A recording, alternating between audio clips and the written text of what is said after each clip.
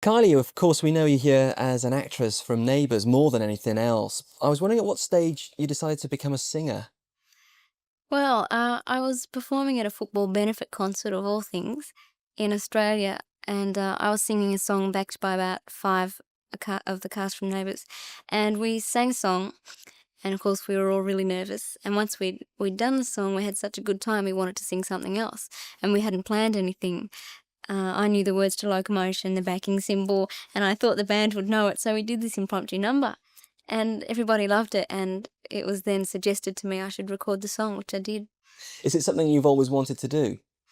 Um, as a kid, I was a typical 10-year-old prancing around with a hairbrush, pretend ABBA concerts and things like that. But I guess I did dream about being a singer or an actor, but I never thought it would happen. How were you signed exactly? Because there's quite an interesting story behind that, isn't there? How you came to be signed to like a label. Well, I recorded Locomotion as a demo tape, and that was sent to Mushroom Records in Australia. And of course, I was in Neighbours at the time, so they knew who I was. And they signed me up, yeah. And then they just happened to be bringing over Mike Duffy, who's an engineer with PWL, to Australia to remix some 12 inches from other bands of theirs. So he remixed Locomotion for me, hence the connection with PWL.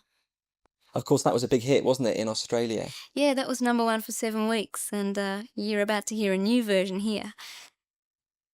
Did you feel at one stage that perhaps you might not be taken seriously because you're an actress turned singer?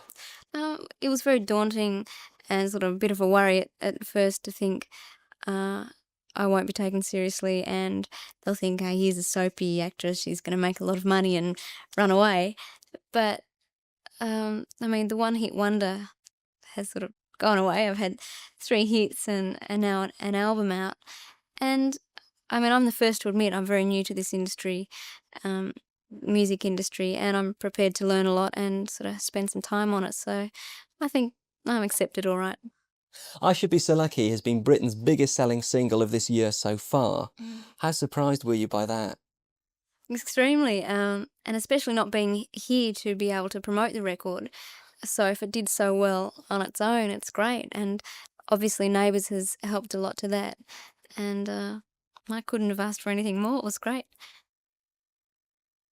What impact is your singing career having on Neighbours? Because we've heard all sorts of stories in the press here that, you're going to have to choose one or the other at some stage. What is the state of play? Well, I left Neighbours about 4 or 5 weeks ago now. I can't keep track of time. And of course, I've left the show, but it doesn't mean I'll never go back. Um, the storyline has been left open so I can return if I want to. And so I'm concentrating on the album now, doing a 2-month promotional tour of England, Europe, and America. And then hopefully I'll go back to acting afterwards. Was it a hard decision for you to make? Because it must have been a big part of your life being in Neighbours. Yeah, it was very difficult. And of course, it was very tearful goodbye. They're coming to take you away. I think the police were after Yeah. you as well. Well, wait, hang on, we'll wait until that's gone by. I'll actually re-ask that. I can always tell when his face drops a mile. It was a very tearful goodbye, and I had a really busy day. My last day of work was a Friday, and I was in almost every scene, so I wasn't even thinking about leaving. I was thinking about all my lines. And once had finished the last scene, I first had a scream of joy. I thought, it's over. And then I cried and cried and cried. And that night they had a farewell party for me. They gave me these lovely going away gifts, and I went to do my acceptance speech, and I burst into tears again. So it was very sad.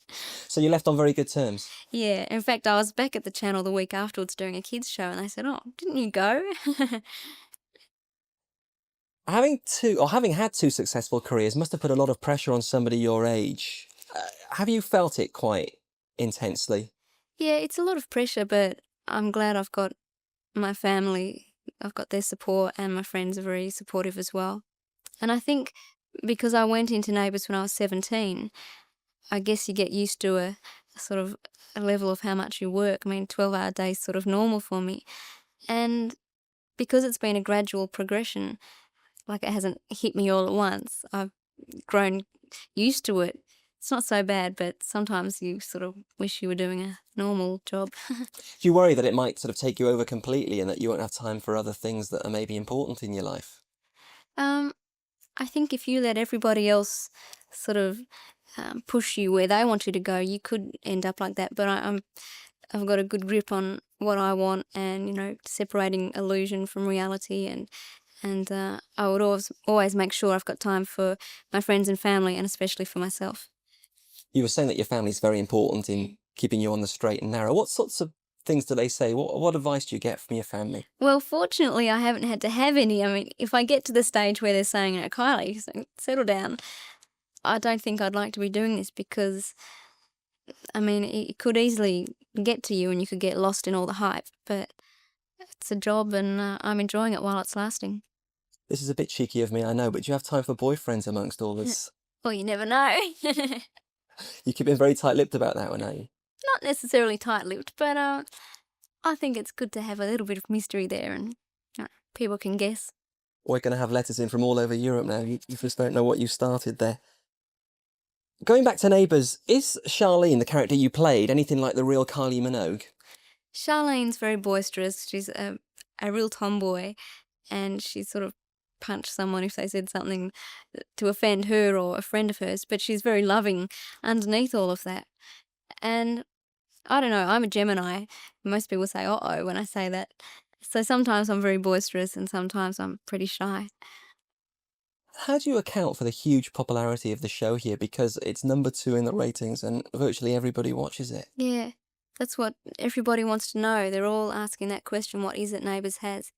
And I guess if they could figure out what it is, we'd all be making successful shows. But I think it's the normality of the show. It's sort of not Dynasty or Dallas that's a bit glamorous and a bit difficult to relate to.